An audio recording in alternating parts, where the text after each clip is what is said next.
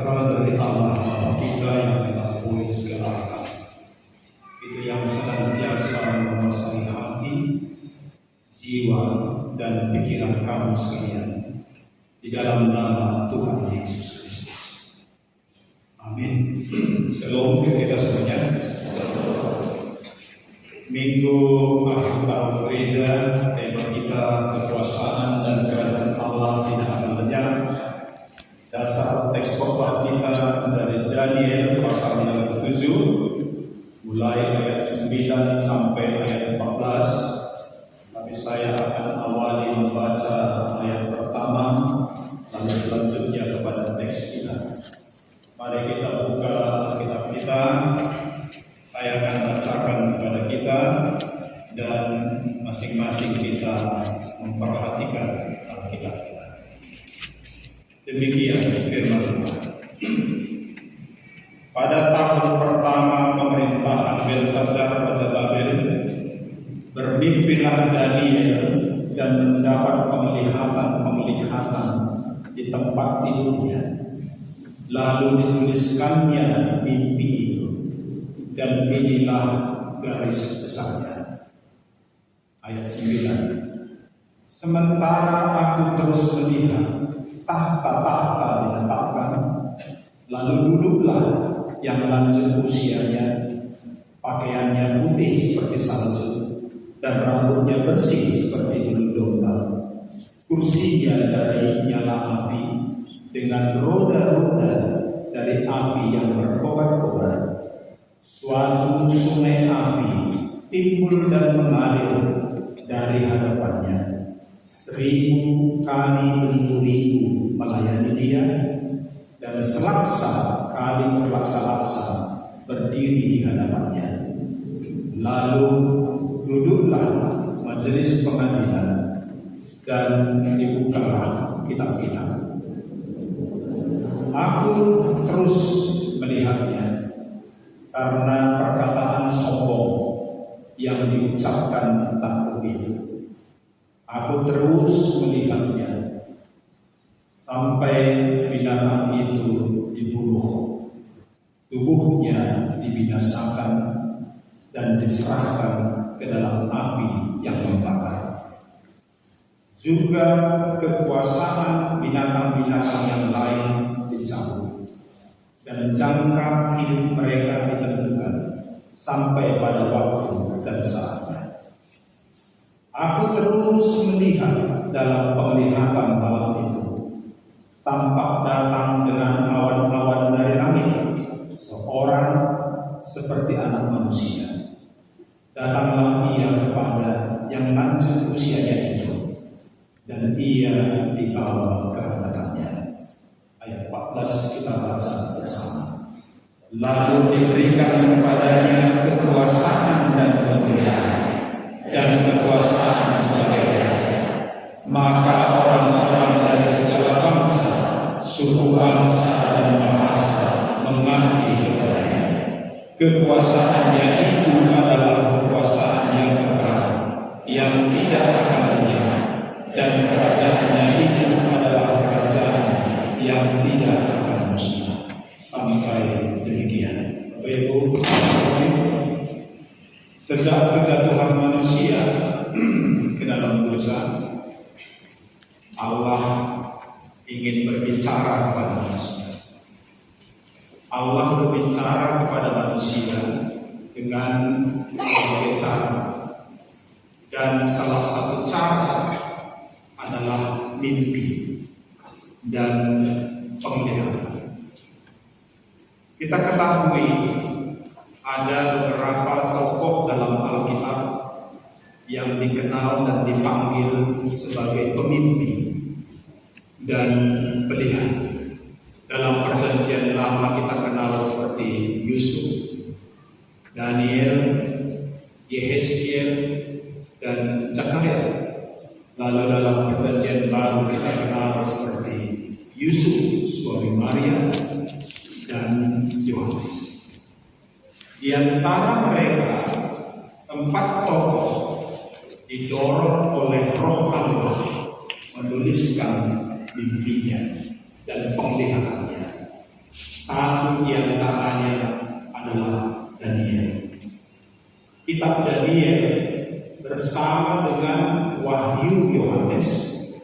disebut sebagai kitab apokaliptik, artinya penyataan atau penyingkapan tentang rahasia-rahasia yang akan terjadi di bumi dan di surga. Dalam keseluruhan kitab Daniel ini ada dicatat beberapa mimpi dan penglihatan.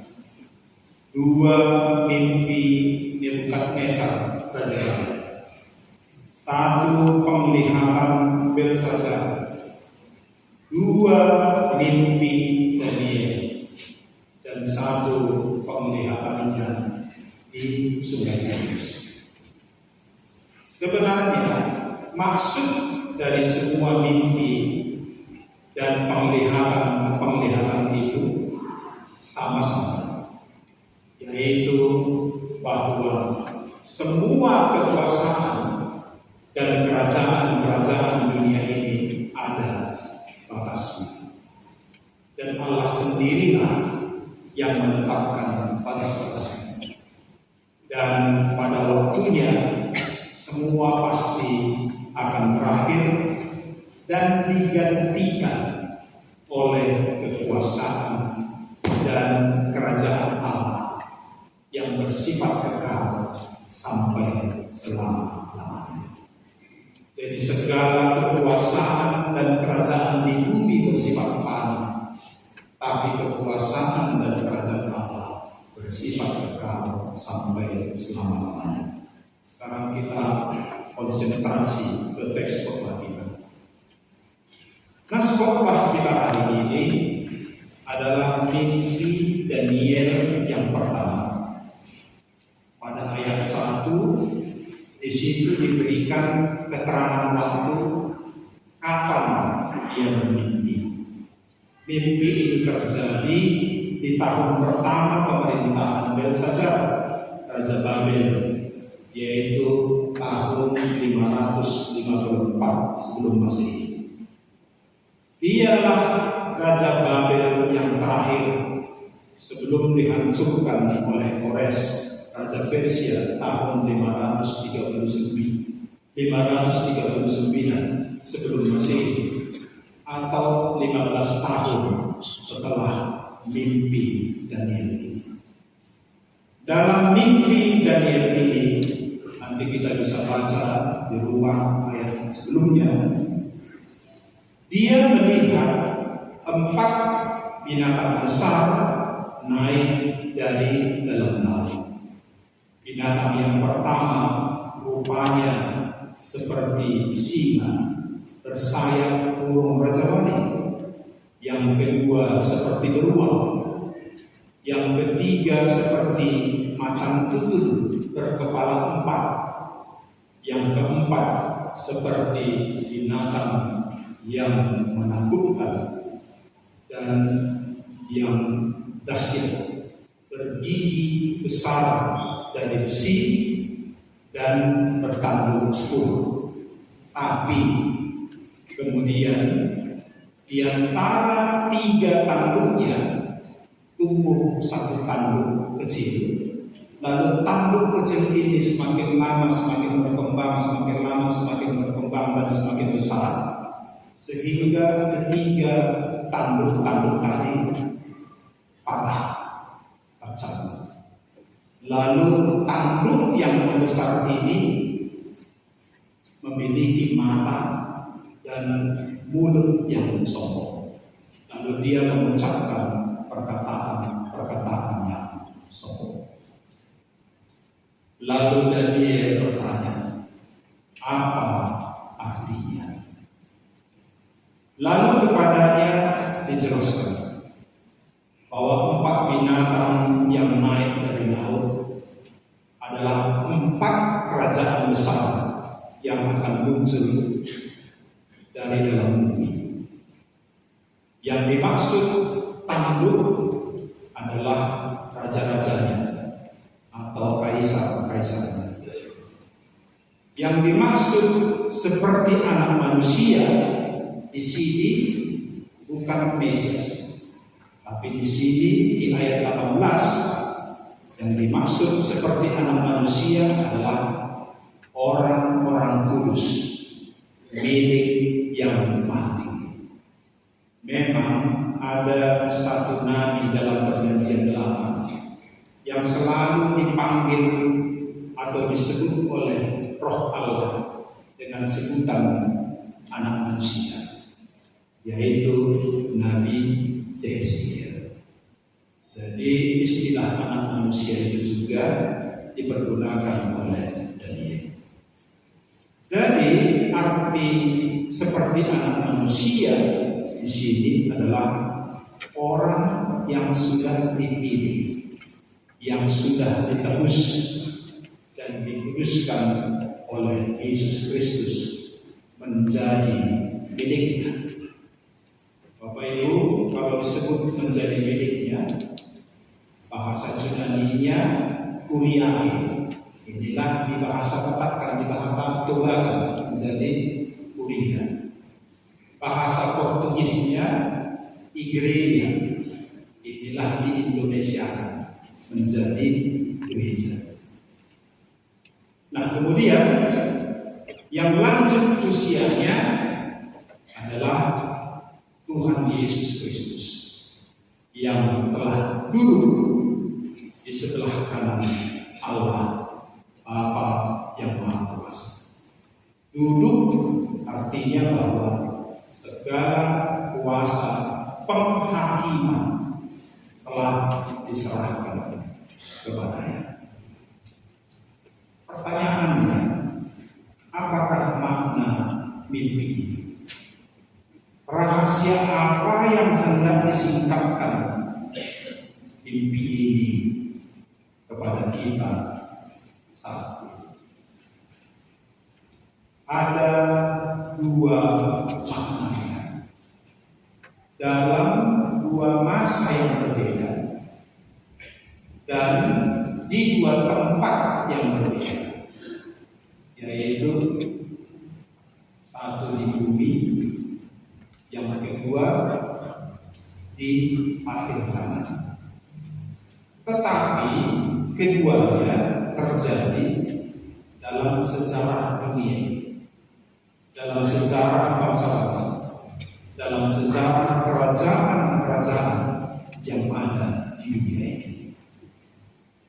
Kedua makna, yaitu baik makna di bumi dan di akhir zaman, sebenarnya adalah menekankan ayat 13 dan ayat 14. Perhatikan ayat 13 dan ayat 14, ringkasnya, tampak datang seorang seperti anak manusia kepada yang lanjut usianya, lalu diberikan kepadanya kekuasaan.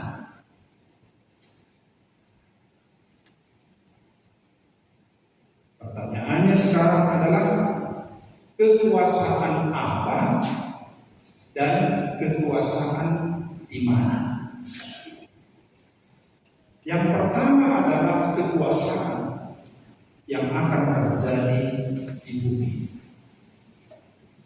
Mimpi ini satu sisi adalah nubuatan kepada Pentakosta,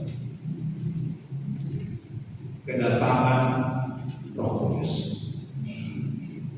Dalam Kisah Rasul 1 ayat 8, kata Yesus kepada murid-muridnya, kamu akan menerima kuasa kalau Roh Kudus turun ke atas kamu, dan kamu akan menjadi saksi sampai ke ujung bumi. Perintah Yesus dalam Matius 28 ayat 19, jadikanlah semua bangsa murid. Jadi kekuasaan di sini adalah kuasa menjadikan, yaitu menjadi saksinya untuk menjadikan semua bangsa muridnya. Karena itu ini terjadi di bumi. Nah sekarang proses mulai dari zaman Daniel sampai menuju penggenapan nubuatan ini berlangsung sangat panjang sekali dalam sejarah kerajaan-kerajaan di bumi, sejarah bangsa-bangsa di bumi ini.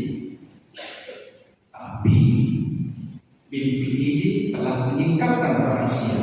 Katanya di sini, itu akan diawali dengan munculnya keempat binatang atau kerajaan besar. Pertama, binatang seperti singa bersayap berjawari, itulah Babel.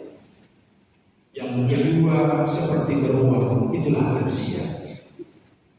Yang ketiga macam tutul berkepala ambar, itulah Yunani Raya didirikan atau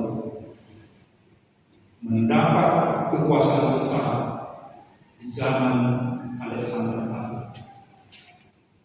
Kita mungkin tahu sejarah Alexander Agung, tapi dia mati muda, umur 32 tahun, dia sudah mati sakit. Lalu Yunani dibagi 4 wilayah kepala pemerintahan. Itulah yang dimaksud di sini, berkepala 4. Lalu binatang yang keempat adalah yang bergigi besi dengan tanduk 10 plus 1 minus 3, yaitu Romawi. Memang peradaban kekaisaran Romawi adalah peradaban kekaisaran yang terlama di dunia ini, hampir 1500 tahun. Tentu saja dengan aneka karakter tanduk-tanduk yang bermacam-macam. Maksudnya aneka karakter kaisar-kaisar yang beraneka macam. Kekaisaran Romawi Raya mulai sejak tahun 46 sebelum Masehi sampai tahun 395 Masehi, berarti 439 tahun. Di zaman Israel, di zaman Romawi Raya inilah Yesus Kristus lahir dan mendirikan kerajaan Allah di bumi ini dengan menancapkan salibnya di Golgota dan Paskah. Lalu setelah dia naik dan duduk di sebelah kanan Allah, dia memberi kuasa kepada gerejanya untuk bersaksi memberitakan Injil Kerajaan Allah dan menjadikan semua bangsa muridnya atau gerejanya. Tetapi gereja dan Injil Kerajaan Allah itu mendapat perlawanan yang sangat kejam dari kaisar-kaisar Romawi dengan melakukan penganiayaan demi penganiayaan sejak Kaisar Nero tahun 54 sampai Kaisar Diocletianus tahun 305, jadi 241 tahun. Sepanjang 241 tahun itu ada 11 atau 10 plus 1 dari 21 kaisar yang begitu keras menganiaya Kristen. Tetapi sejak tahun 306 Kaisar Konstantinus menjadi Kristen, maka tahun 313 ia meresmikan pengakuan terhadap agama Kristen. Lalu disusul tahun 380, Kaisar Theodosius Agung menetapkan Kristen menjadi agama negara, agama kekaisaran. Lalu tahun 395, Kekaisaran Romawi pecah terbagi menjadi dua kekaisaran, yaitu Barat dan Timur. Barat akhirnya runtuh tahun 476, tetapi Timur tetap bertahan sampai tahun 1453. Tapi hebatnya, tahun 476 itu, setelah Kekaisaran Romawi bagian Barat runtuh, Bapak Ibu tahu siapa penggantinya? Pengganti Kekaisaran adalah Paus dan Roma yang memerintah dunia ini selama 1000 tahun sampai timbulnya reformasi Martin Luther meruntuhkan kekaisaran. Dalam riwayat kerajaan-kerajaan ini ditekankan tentang runtuhnya kekuasaan ke-10 plus 1 minus 3 tanduk-tanduk Romawi, dan digantikan oleh seperti anak manusia atau orang-orang kudus atau pengikut Kristus. Tapi di sini harus saya tegaskan bahwa tujuan kekuasaan kerajaan Allah sama sekali bukan untuk kekuasaan politik di bumi seperti 1000 tahun Kekaisaran Paus dan Roma, tetapi adalah kekuasaan menjadi saksi dan menjadikan semua bangsa muridnya. Itu kekuasaannya, bukan politik. Tapi memang sejarah ini telah membantu untuk menerangkan kepada dunia bahwa kerajaan Allah melalui orang-orang kudusnya telah menaklukkan kerajaan dunia ini, sehingga gereja bisa lebih kencang dan lebih leluasa untuk menjadikan semua bangsa muridnya, supaya semua bangsa dan bahasa bisa mengaku bahwa Yesus adalah Tuhan dan Raja di atas segala raja. Dan kekristenan kita juga ada tumbuh pada masa ini, tumbuh pada masa kolonialisme. Ketika penjajahan kolonialisme, Injil disebar di bumi kita Nusantara ini. Itulah yang pertama. Sekarang yang kedua, yaitu kekuasaan yang akan terjadi di akhir zaman. Sisi kedua mimpi Daniel ini adalah nubuatan ke pengadilan terakhir, seperti perkataan Tuhan Yesus dalam Matius 19 ayat 28.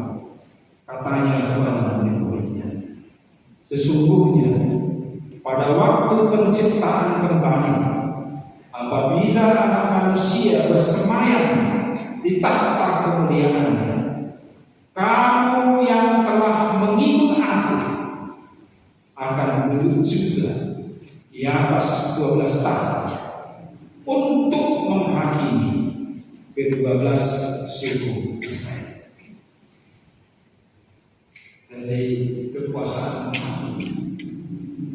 akhir zaman. Paulus kembali menegaskan ini dalam 1 Korintus 6 ayat 2 dan 3 dikatakan, atau tidak tahukah kamu bahwa orang-orang kudus akan menghakimi dunia? Atau tidak tahukah kamu bahwa kita akan menghakimi malaikat-malaikat? Jadi kekuasaan yang diberikan di sini adalah kuasa menghakimi bersama dengan Tuhan Yesus di akhir zaman.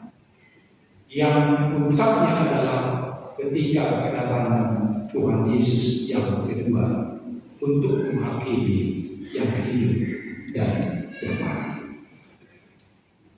Dalam khotbah tentang akhir zaman, di situ sudah disampaikan oleh Tuhan Yesus bahwa sebelum peristiwa kedatangannya akan ditandai dengan banyak peristiwa-peristiwa, tanda-tanda di bumi dan tanda-tanda di langit.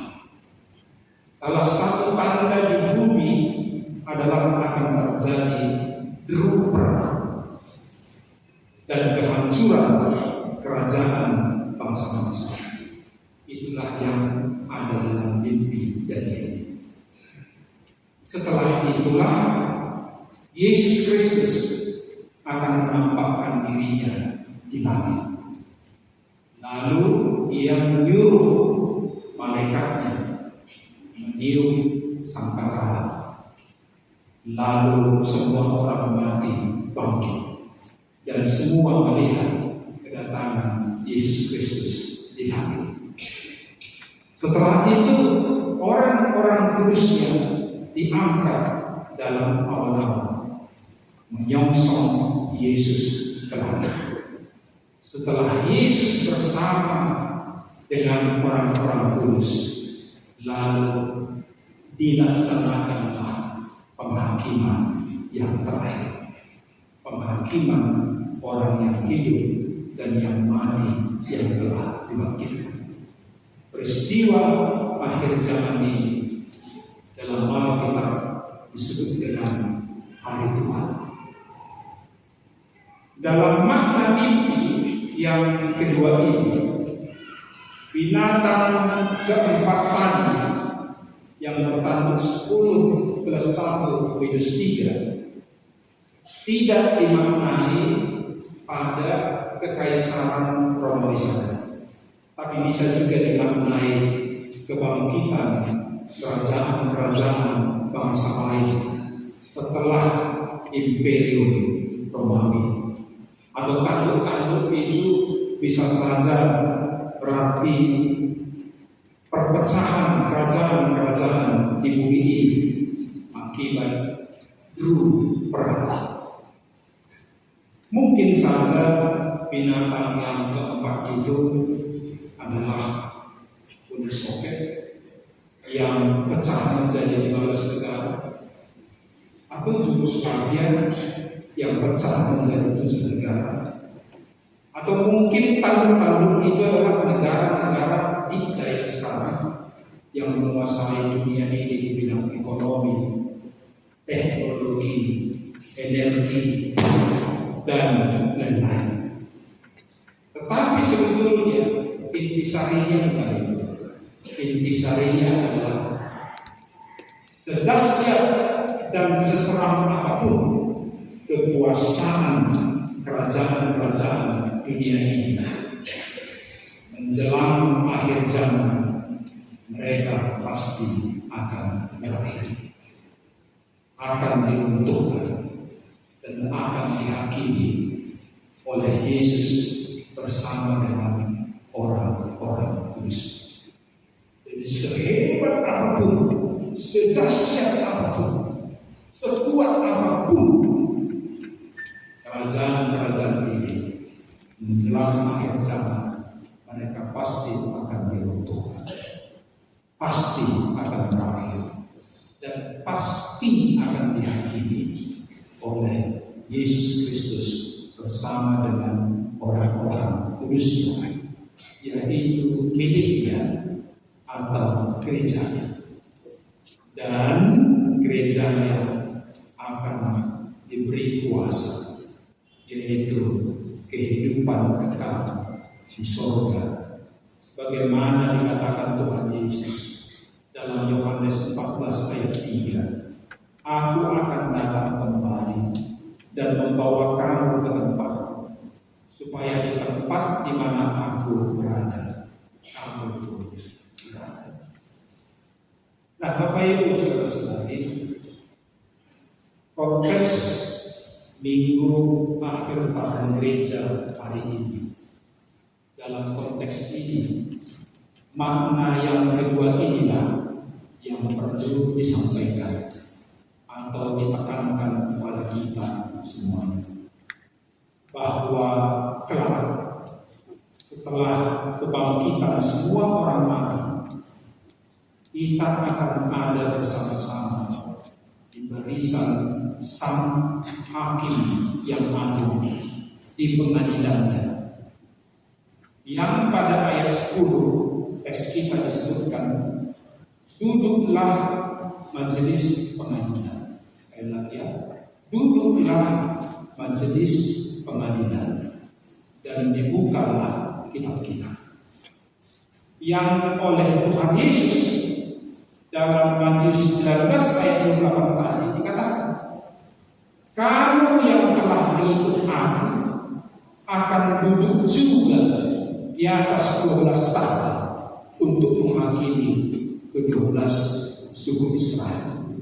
Berarti kita pengikut-pengikutnya lah termasuk sebagai anggota majelis pengadilan. Sebagaimana dijelaskan Paulus tadi dalam 1 Korintus 6, "Tidak tahukah kamu bahwa orang-orang kudus akan menghakimi dunia dan menghakimi malaikat-malaikat?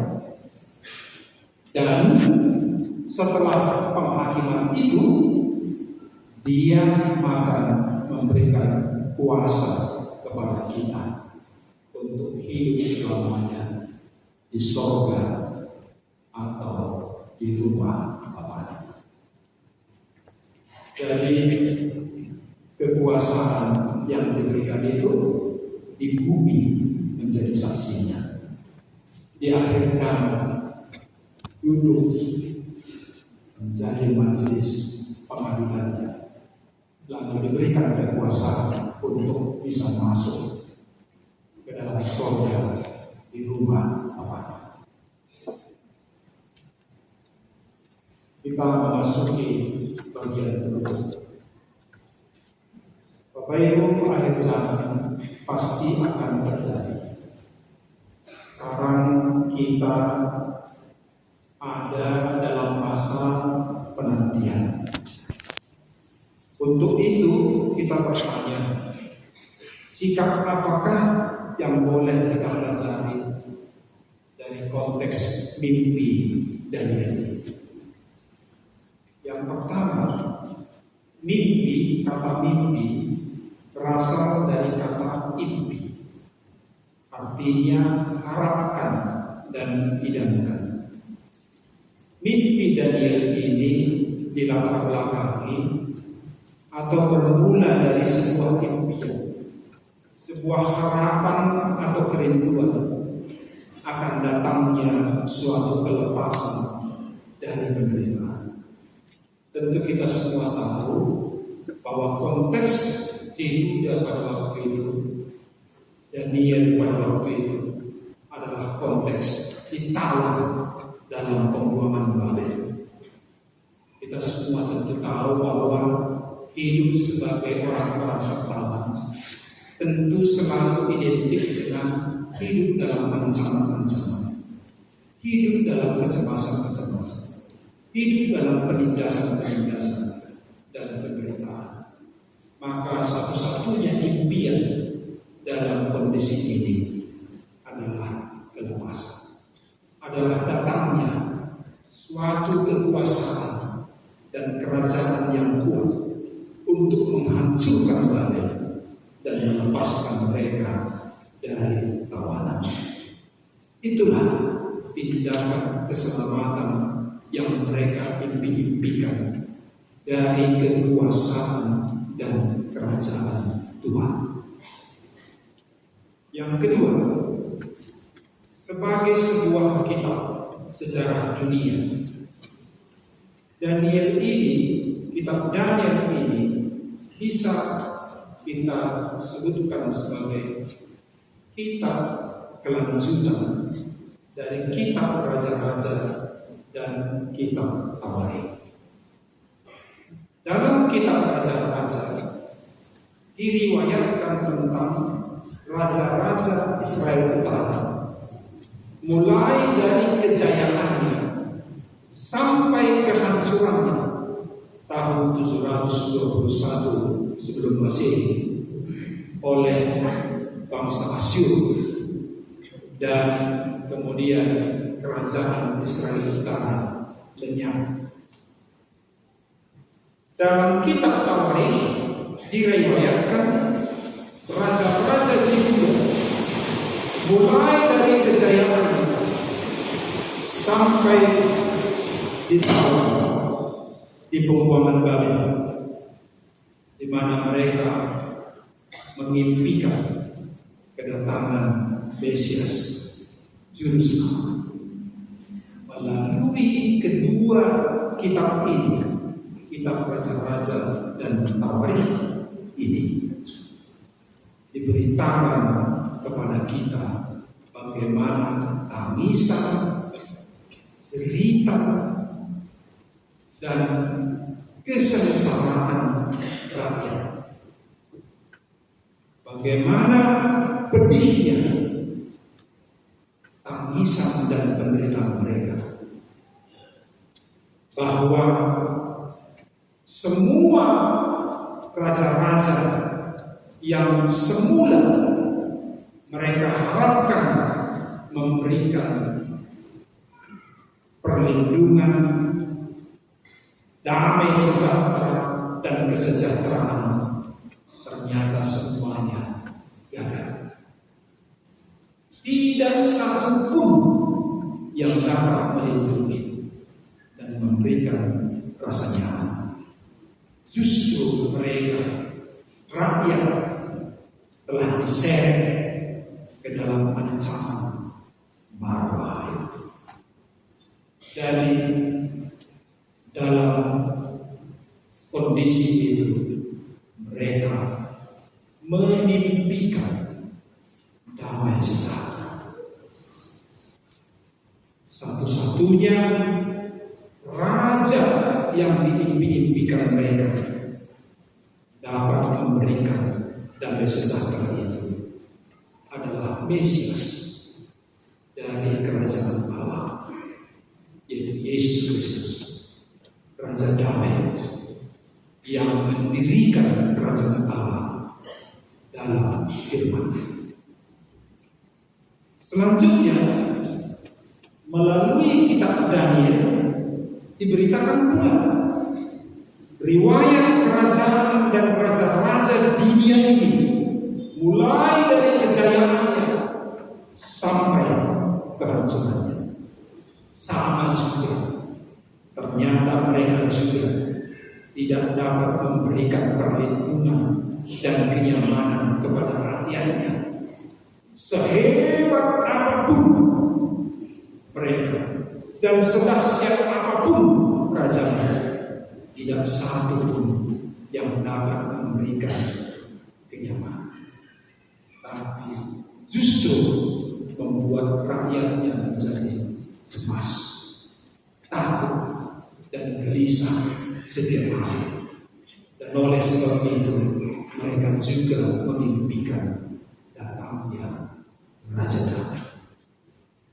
Jadi ketika kitab ini mengajarkan kepada kita semua bahwa tidak ada raja-raja di dunia ini yang dapat memberikan damai sejahtera dan kebahagiaan yang sesungguhnya.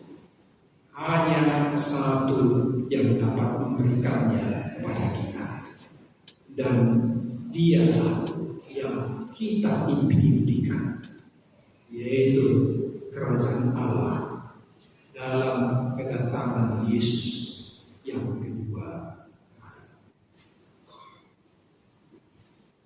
Di sana kita akan memperoleh damai sejahtera dan kebahagiaan kekal sampai selama-lamanya. Yang terakhir, yang ketiga, pada ayat 11 di situ dituliskan, Daniel sangat memperhatikan dan sangat mengamati, melihat apa yang akan terjadi kepada tanduk yang berbentuk sombong itu. Akhirnya dia dibunuh, tubuhnya dibinasakan dan diserahkan ke dalam api yang membara. Bapak Ibu saudara-saudari, inilah peringatan bagi kita, khususnya bagi kita yang sedang bertanduk. Tanduk itu adalah hiasan yang sering kita dengar dalam Alkitab. Hana ketika doanya didengarkan Tuhan, dia berdoa memuji Tuhan, mengatakan bahwa tanduknya sudah ditinggikan. Tanduk itu artinya adalah kekuasaan, artinya adalah kemuliaan. Jadi ini adalah peringatan bagi kita yang bertanduk atau yang berkekuasaan.